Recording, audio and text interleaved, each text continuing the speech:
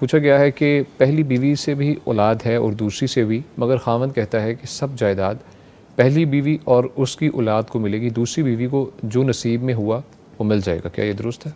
یہ خاوند کا کہنا 100% غلط ہے، شریعت کے، اسلام کے خلاف ہے، درست نہیں ہے. ٹھیک ہے. کیوں؟ دو چیزیں ہیں. ایک ہے زندگی میں انسان اپنی اولاد کو کچھ دینا چاہتا ہے، جی. تو اس پر یہ لازم ہے اللہ اور اس کے رسول کی طرف سے کہ وہ اپنی ساری اولاد کو برابر دے گا. ٹھیک ہے. اگر کسی اولاد میں سے کسی کو دیتا ہے، کسی کو نہیں دیتا، یہ بھی ظلم ہے. کسی کو کم دیتا ہے، کسی کو زیادہ دیتا ہے، یہ بھی ظلم ہے. اس کو خود امام الانبیاء محمد الرسول اللہ صلی اللہ علیہ وسلم نے ظلم قرار دی ہے.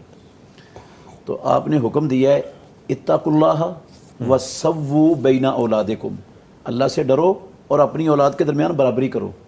ایک حدیث ہے صحیح بخاری میں لفظ ہیں اعدلوا بین اولادکم، زندگی میں جو دینا ہے اپنی اولاد کو برابر دینا ہے. یہ حکم ہے رسول مکرم صلی اللہ علیہ وسلم کی. حدیث ہے وہ حضرت بشیر رضی اللہ تعالیٰ عنہ نے نا اپنی بیوی کے کہنے پر اپنے ایک بیٹے کو غلام تحفہ دے دیا.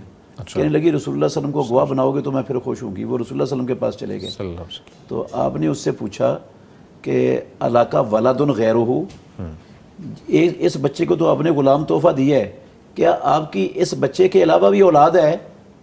اس نے کہا جی اللہ کے نبی اولاد ہے. آپ صلی اللہ علیہ وسلم نے فرمایا سب کو اتنا دیا جتنا اس کو دیا ہے؟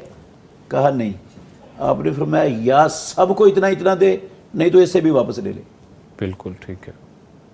اس موقع پر یہ لفظ ہیں رسول اللہ صلی اللہ علیہ وسلم کے اتقوا اللہ وسووا بین اولادکم، اتقوا اللہ واعدلوا بین اولادکم. زندگی میں تو یہ اصول ہے، اور زندگی میں یہ وراثت ہوتی نہیں، اس پر وراثت کے قوانین لگتے ہی نہیں.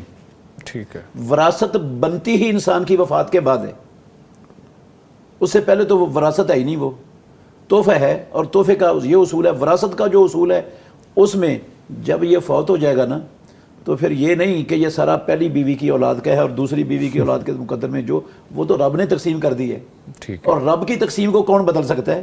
تو یہ درست نہیں ہے. اس کی بات شرعی طور پر تحفہ دینا ہے زندگی میں تو برابر دینا ہے. ایک بیوی کی اولاد ہے چاہے 4 بیویوں کی اولاد ہے، سب کو ایک جیسا دینا ہے. ٹھیک ہے. اور اگر مرنے کے بعد ہے ویسے زندگی میں وہ اپنی ایک بیوی کی اولاد کے لیے وصیت بھی نہیں کر سکتا. بالکل ٹھیک. زندگی میں اس کے نام بھی نہیں لگا سکتا، وصیت بھی نہیں کر سکتا، کیونکہ وہ وارث ہے اور وارث کے لیے وصیت کرنا اسلام میں جائز ہی نہیں.